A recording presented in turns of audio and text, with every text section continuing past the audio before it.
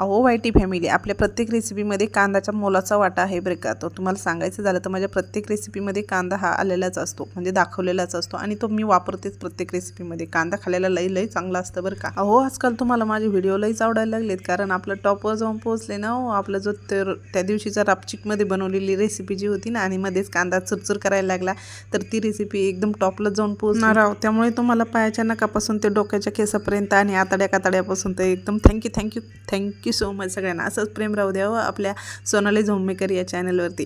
तर आज बनवली होती सगळ्यांची आवडती, अगदी लहानांपासून मोठ्यांपर्यंत आमच्या घरात ही रेसिपी आवडती बरं का. कारण सगळे खुश झाले होती मी ही रेसिपी बनवताना, कारण झालं होतं आगमन आपल्या शिमला मिरचीचं घरात. मग काय सगळे उड्या मारायला लागले, कधी बनवती. मुलं तर अशी माझी उड्या मारून विचारते, मम्मा कधी बनवते तू रेसिपी, आपली शिमला मिरची कधी बनवते. मला लगेच बनवते. आणि चला ना राहू म्हणलं आपल्या वाईटी फॅमिलीला पण दाखवूयात, काय मस्त बनवली बघा रापचिकमध्ये. आवडल्यास सबस्क्राईब करा.